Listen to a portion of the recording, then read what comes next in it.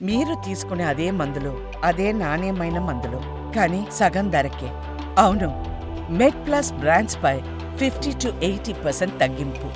ఇప్పుడు testicular cancer ఏంటండి ఒక 10-30 సంవత్సరాల మధ్యన కామన్‌గా మనం చూస్తాము. అంటే టెస్టిస్ స్వెల్లింగ్‌తో కానీ, లేకపోతే అబ్డామినల్ స్వెల్లింగ్ అంటే గడ్డలు అనేవి కడుపు లోపల కూడా గడ్డలుగా ఫార్మ్ అయ్యి రావచ్చండి. సో, ఇలాంటి సిట్యుయేషన్‌లో ఏంటంటే మనము ఫస్ట్ స్టేజింగ్ చేసుకుంటాము. సీటీ స్కాన్ కానీ, పెట్ స్కాన్ ద్వారా కానీ స్టేజ్ అనేది మనం కనుక్కున్న తర్వాత, ఆ తర్వాత ట్రీట్మెంట్ డిసైడ్ చేస్తాం. మొదటి స్టేజ్‌లో సర్జరీ చేయడం కానీ, రెండో స్టేజ్‌లో సర్జరీతో పాటు కీమోథెరపీ ఇవ్వడము, మూడో స్టేజ్‌లో కీమోథెరపీ మాత్రమే ఇవ్వడం అనేది యూజువల్‌గా జరుగుతుంది. టెస్టిక్యులర్ క్యాన్సర్‌లో డిఫరెంట్ రకాలు కూడా ఉంటాయి. అరౌండ్ 4-5 వెరైటీస్ ఉంటాయి. వాటి బట్టి ఎలాంటి ట్రీట్మెంట్ ఇవ్వాలి, ఎలాంటి కీమో ఇవ్వాలి అనేది మేము డిసైడ్ చేస్తామండి. ఒకసారి సర్జరీ, కీమో అయిపోయాక, ట్రీట్మెంట్ అనేది అయిపోయాక క్యూర్ అయ్యే ఛాన్స్ కూడా చాలా ఎక్కువగా ఉంటుంది. అరౌండ్ 70-90% వరకు ఇలాంటి పేషెంట్స్ క్యూర్ కూడా అయిపోతారు. అంటే టోటల్‌గా నయం అయిపోతారు. ఆ తర్వాత మేము పేషెంట్‌ని ప్రతి 3-6 నెలల వరకు, 5 సంవత్సరాల వరకు ఫాలో చేస్తాము. ఎందుకంటే ఈ ట్యూమర్ వాపస్ వచ్చే ఛాన్సెస్ కూడా 10-40% వరకు ఉంటాయి. Depending on the stage of the patient. So, ఒకవేళ వాపస్ వస్తే వాటి కోసం మళ్ళీ ట్రీట్మెంట్ ఇవ్వడం అనేది జరుగుతుంది. కీమో ఫార్మ్‌లో కానీ, రేడియేషన్ ఫార్మ్‌లో కానీ.